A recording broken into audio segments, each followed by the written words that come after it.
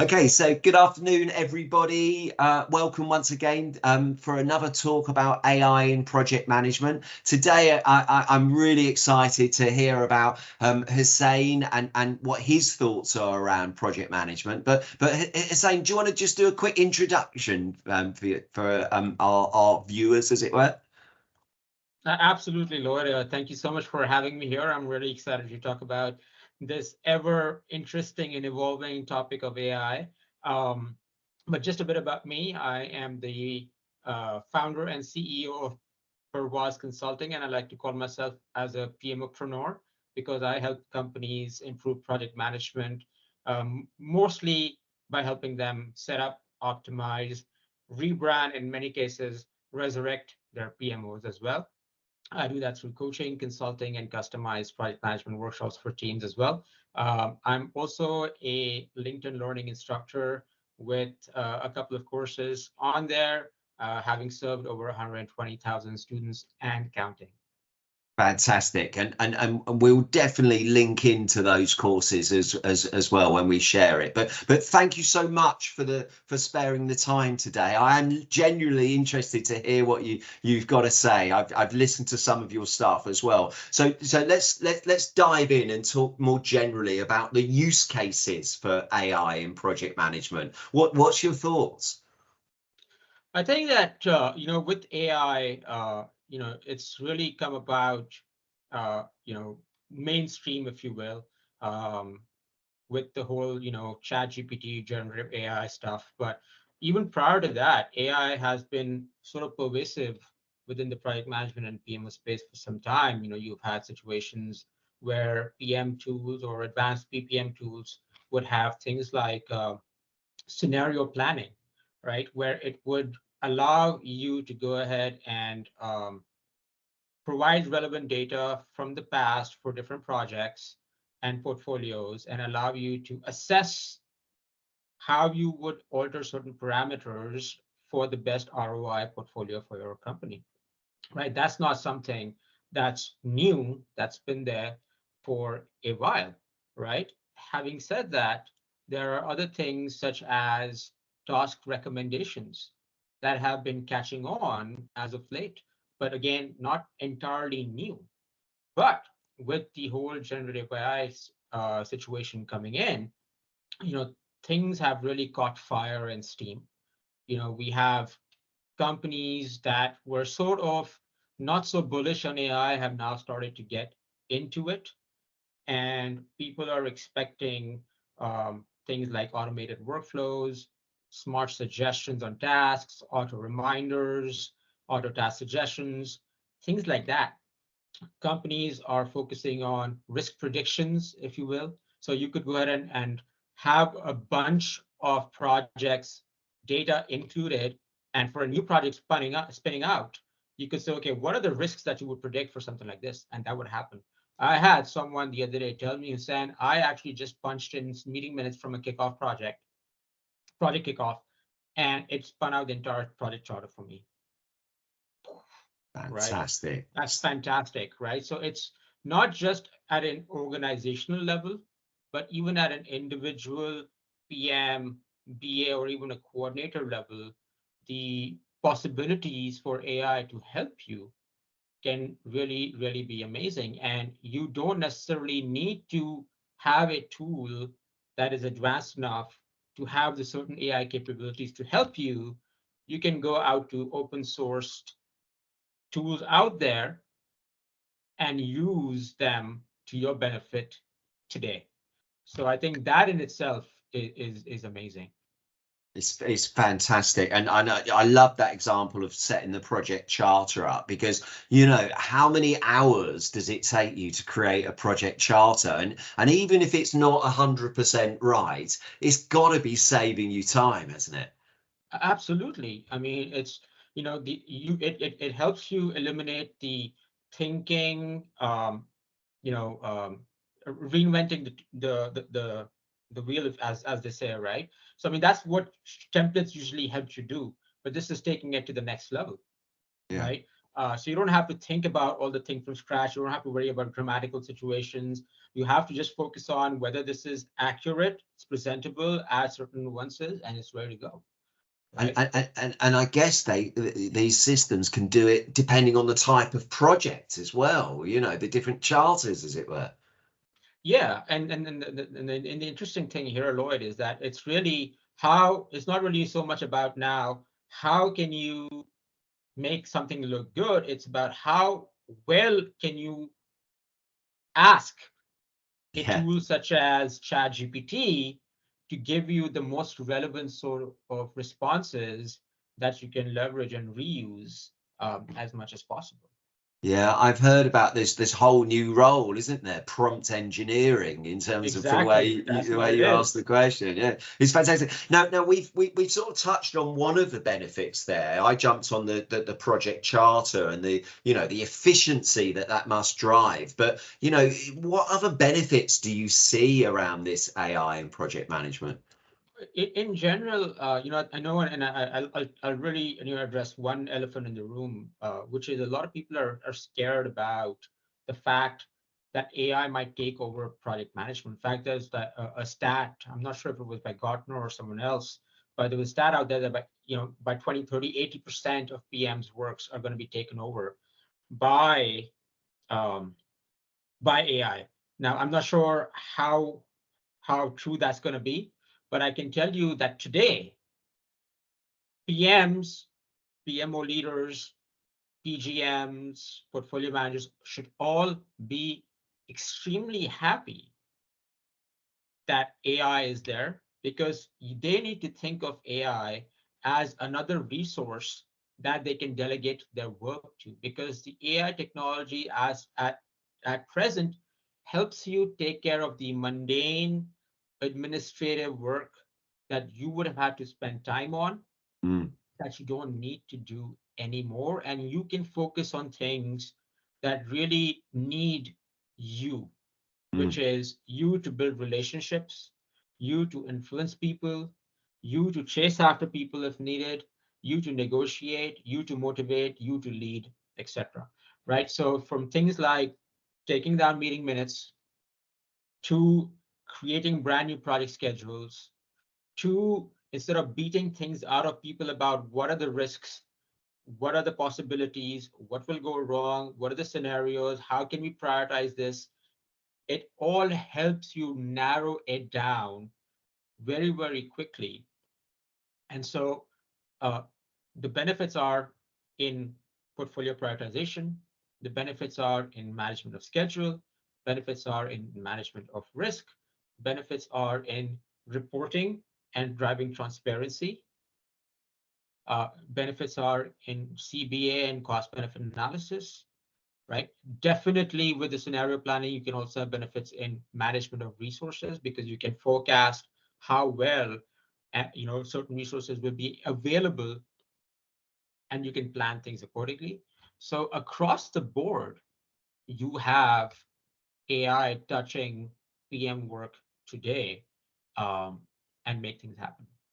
well, I sort of just want to say wow, because those benefits are huge. But I love the angle that you're saying there of imagine it as a a member of your team or a further resource which helps you accelerate these type of items in terms of project setup and delivery, and allows you to focus on the softer side, I think is what you were saying. Those things, and I read a post of yours recently actually that was talking about what AI can't do. It can't build those relationships. It can't influence those stakeholders, etc. Exactly. So it's Exactly. brilliant.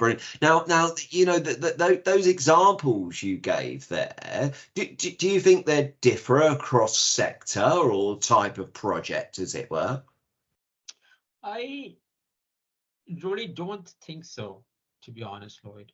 I think that with these situations, no matter how complex a project is, or how cross-global it is, um, or even the nature of the project, whether it's a marketing campaign, or whether it's building a a skyscraper. I think these elements are so fundamental to project management that they apply to all of them, right? Now, of course, what you need to think about is based on sector or based on the complexity of the project is how much due diligence you need to do beyond just feeding things off of from AI, Mm. beyond the responses that are given to you by ChatGPT, right? How much due diligence do you and and analyze how whether whether you have enough information to make a decision, or have you given it enough information to give you the best possible prompt. So, I think so, so, that is all that matters. so we need assurance over the AI in the first place. It's a really interesting dialogue, and certainly I read a report recently about responsible AI. And I think, from my point of view, that's something that will increasingly become important over the next couple of years. The exact point that you're making, how much extra validation do you believe in the proposed solutions? And at the moment, I think, we're just starting to, we're all very excited with this opportunity, but I think over time that table will probably turn. Prove it to me, prove to me that you've got that degree, that type of stuff. Right, and I would say, Lloyd, that's still valid today, because when you put something in there, and when you get a response, um, you know you'd be like, that's really interesting, or aha, absolutely. But if you get sort of a response that makes you say, well, wait a minute, then that is when you really need to go through what it is that it's saying. Why is it saying that? Why does it go against your own grain of thinking? And then choose to whether you want to go ahead and adopt it or dig in further. So Yeah. my point of view here is that never take it at the face value just because it said so, right? Like I've heard this saying that goes, whenever you read a book and you're 100% in agreement with it, goes on to show that you probably haven't read many books, because every time you read a book, it gives a different point of view, different Yeah. perspective, and helps you establish your own point of view. But if it's just the first book that you read, whatever that book is saying, Yeah. you'll pick it up immediately, right? And so that is the perspective and purview that you should have when you are leveraging a tool like this. It's helping you decrease your amount of time to research. It's decreasing the amount of thinking that you need to do, but doesn't mean that you stop thinking. Yeah. Doesn't mean I, that you stop researching. I definitely get that. I'm just going to go back to my checks and balances on a new employee as the example, and Right. we know every so often you see this sort of alarmist thing that's come to life, and I can imagine it might be somewhere the same on some of this stuff. I mean, I definitely hear you, but I can imagine, dare I say it, those organizations that may not have invested in those checks and balances or those verifications, that there might be on occasion some huge disasters without being too dramatic about it. I can imagine that, and it's really interesting because my next question was about the challenges to do with AI, but I think we've sort of stumbled on that one anyway. Is there other challenges you'd see around AI? I think in terms of adoption, I think that's an interesting one, because for AI to work properly, especially in situations that go beyond, open source technology, you need to be aware of what data you put in to get the data that is out, that is actually relevant um, and accurate, right? So garbage in, garbage out sort of situation. And in order for you to get there, you need to have, you need to spend some time in making sure that happens. And you may not be able to address all use cases in one shot, Mm. and that's totally fine. but choose the one that makes most sense to start off with, and just, and that's the one that you want to go ahead and do, right? So I would say that in terms of challenges of adoption, beyond the ones that we spoke about, I think this is the biggest one that comes to mind. Yeah, it's interesting because in terms of moving AI and project management forward, you've probably touched on the answer there. But what can a company do to move forward in this world that's upon us? I think the first thing that you can do is, if you have a project management tool that you are using, explore whether it has any sort of AI-based functionalities for whichever use case. So whether it's for managing the schedule, managing the risks, managing the portfolio, whatever it is, and see what it is that you need to do there. Don't go buy a new tool. You see what you have today and see how you can leverage its functionalities coming in. If they don't have anything, then ask the vendor directly, well, when are you coming up with something? And does it mesh in line with what your needs are from an organizational perspective? I think just having that open-mindedness is going to be fantastic. And I think the third thing that an organization can do is share the confidence with its team members that, hey, if we are moving towards an AI-based approach, it doesn't mean we're letting you go, right? Because if you start spurring up that concern that AI is coming in, people are already feared about jobs. People are reading things up, and yes, there is some validity to some of these things, but it's no different than any other revolution that's come before us, right? So we've had the Industrial Revolution that, yes, that made some jobs go away, but other new ones came up. Similarly with technology and computerization, right? With internet, and now so all of those things are very, very valid, and those concerns are genuine, and they need to be addressed. And Yeah, so the companies need to address them, right? yeah, And the direction that you take with that. So let's say, for instance, with regards to project management, the PMO leader says, we're just going to be focusing on meeting minutes, for example, right? That's all we're going to be automating. You're going with AI for, right? And then your coordinators are like, well, what does that mean for me? Does that mean you're going to be firing me? You need to be able to address that. If the answer is yes, you let them know. If the answer is no, we're going to repurpose you to do something else, such as becoming a junior PM. yeah. Right. So that is something that the organization needs to make sure it takes head on and doesn't shy away from it.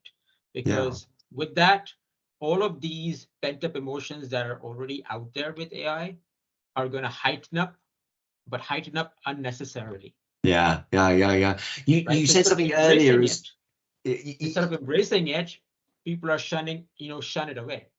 Instead of the benefits that we've all seen with all these revolutions, we're going to talk negative about it when we haven't even given it a chance. That's fantastic. You said something earlier as well that I just bring you back to, which was about I think it was about almost like where to focus and the pilot as well. You were sort of saying work out what's most important to you, and Yes. I thought that's quite that baby steps type stuff. Moving forward, I think was a Exactly. And it's there are so many things that come here, right? Besides the organizational culture in general and openness with its teams, it's really about, well, how tech savvy is the organization as well? What is its maturity in cross collaboration? How good is it at making decisions in the first place? I mean, if you have a stakeholder that you need to run around for every decision, no AI is going to help you fasten that up anyways, right? No matter how quickly you spin up the data for it. yeah.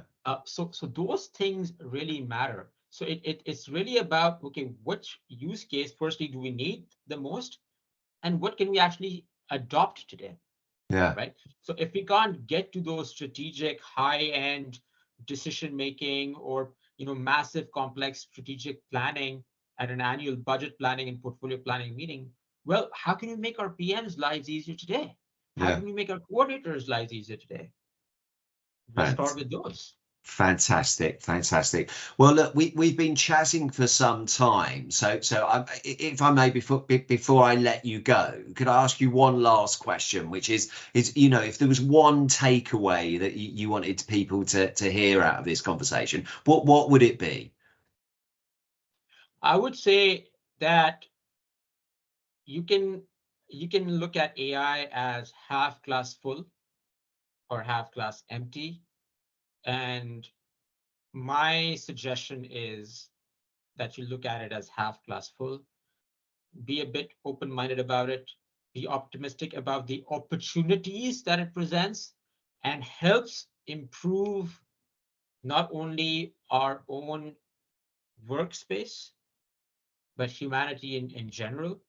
And as project managers, PMO leaders, or coordinators, allowing it to take away the mundane administrative stuff can help you really focus on what you should be focusing on. And hopefully your days become better, reduced with stress, and hopefully eliminate frustrations out of some of the things that really, bog us down today. Fantastic. Well, thank you so much for sparing the time today, and I'm sure people will really take in what you've said there, especially that last point as well. It's embrace it, isn't it? So thank you once again. Thanks, Lloyd. Thanks for having me here. Perfect.